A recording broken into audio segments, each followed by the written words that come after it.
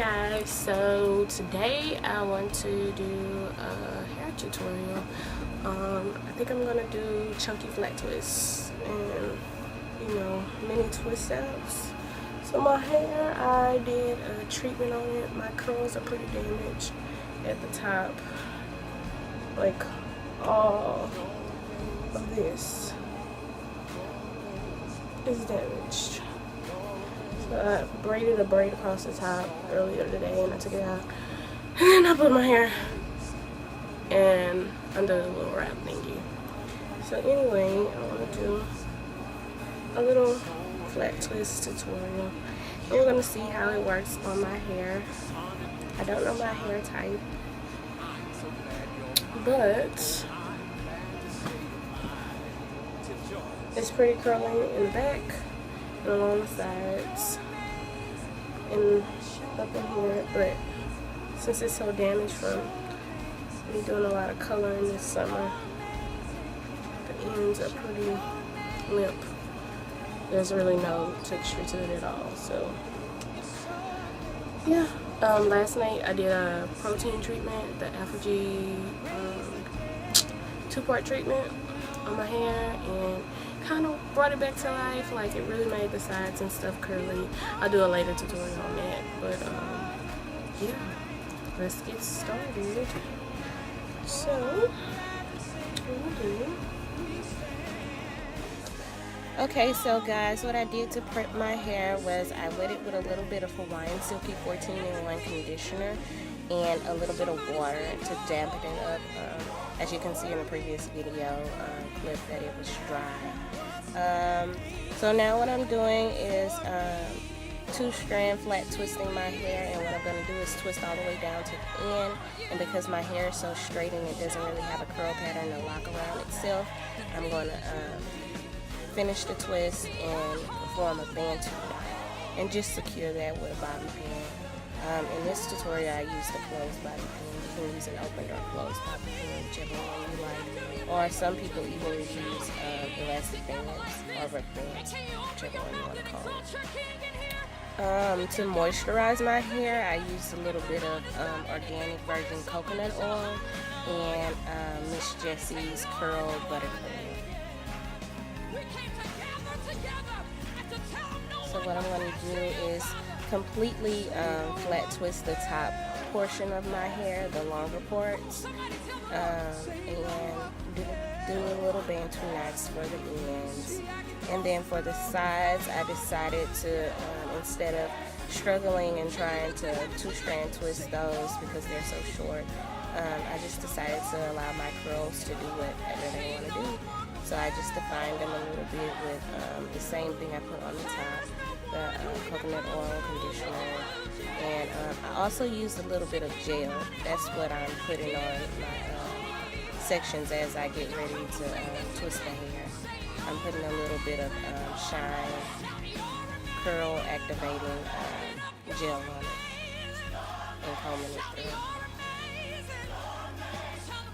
2-strand flat twisting my own hair was a little bit difficult, especially when I got to the left side of my head.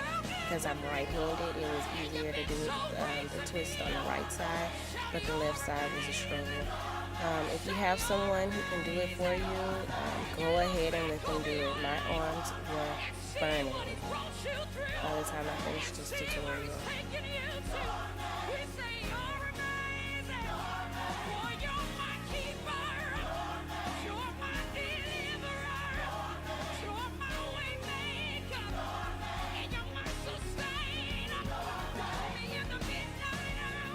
And altogether I had 8, I guess you can call them chunky twists because I didn't do the sections really small, but with my hair texture they don't really look as chunky as they would be, I'm guessing. I guess I could have done them even more chunky because my hair is so long, but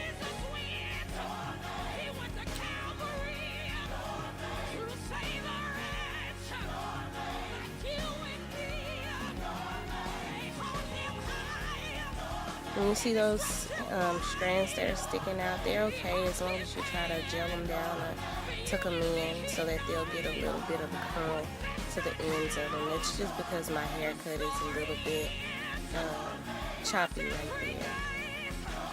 Because some of the hair in the middle of my head is shorter to fade out towards the back. So that's what's going on there. And sometimes you'll need to use multiple bobby pins. That's okay. So for this style, you can either let your hair air dry, which is what I try to do most of the time, because I really do a lot of chemicals in my hair. I use a lot of hair dye, and I try to stray away from the heat so that my hair won't be as damaged as it possibly could be. I try to preserve some of my curl pattern, so I try to stay away from the heat. However, during this tutorial, I didn't want to go to sleep with wet hair, and I went ahead and sat under a heated dryer. And for me, because I'm Miss Impatient Patty, I did not sit under the dryer the complete time to allow my hair to dry. My hair has a tendency of taking forever to dry. Typically, it takes 2 hours to dry my hair if I'm rolling it, no matter the length. It just takes forever for my hair to dry, I guess, because of its thickness and its texture. But tonight I didn't allow it to dry all the way, and you'll see in the result it would have been even more prettier. I like the result of how it came out. I think it came out nice, but I think it would have been even better if I would have sat under the dryer the complete time and allowed my hair to dry. And I thought it was dry. However, the flat twist was dry. It was just the bantu knot that didn't dry completely. So the ends were a little bit looser than the root. So what I'm doing now is reapplying the water and the conditioner mixture. In that spray bottle, it's an old Hawaiian Silky conditioner bottle. And it's 99% water and 1% conditioner. I just sprayed a couple of squirts from a new bottle in there and used it with the water so it won't dry my hair out as much. And right now I'm just taking the comb and combing through the product and defining my curls by curling my hair with the comb. I guess you could call it shingling, but I'm not really doing it with my fingers, so I'm not sure if that's the correct term to use. However, that's what I'm doing. And if you see how hard I'm trying to comb through that hair, towards the top, the longer pieces of my hair, because it's so damaged, it's kind of hard to manage with a small tooth comb. I typically use a wide tooth comb, but for the purpose of this tutorial and me being lazy, I just really didn't want to use a wide tooth comb, and I really wanted my curls to be defined. I find I get more definition when I use a smaller tooth comb. So what I'm doing now is basically pulling apart those chunky curls that I made. You can totally leave your hair in those chunky curls. I think it would have made a cute look. However, I do not like gaps in my hair. I have a thing against parts, so I try to stray away from them, and I don't know, it's just my own personal preference. So what I'm going to do is sit under the dryer, and this is me after I sat under the dryer for about, I think I sat under the dryer for about 30 to 40 minutes, and my hair still didn't dry completely. And what I'm going to do now is just take apart the bantu knots and the flat twists.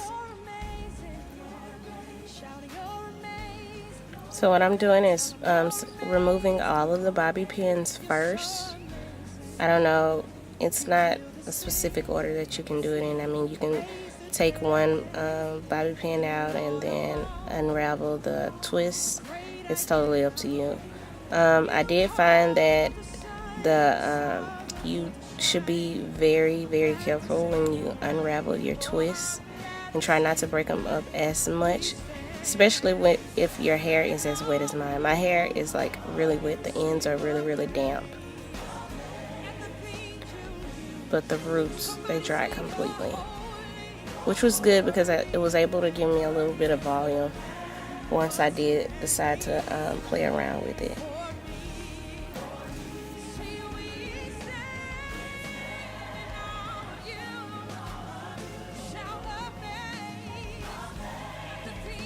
And once you finish unraveling the twists and pulling them apart, you can pull them apart even more if you're like me and you don't like the parts.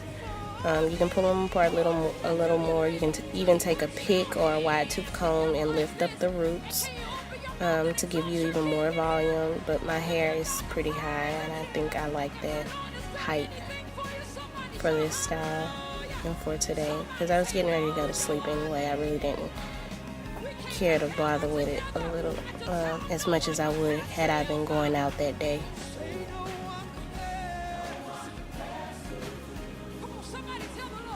And basically what I'm doing is filling in the gaps and pulling my hair backwards because I don't want the hair on my face. I did this look to create a curl at the top of my hair because the top of my hair doesn't curl and I'm doing No Heat November. So I think this is a cute way to fake it until I make it.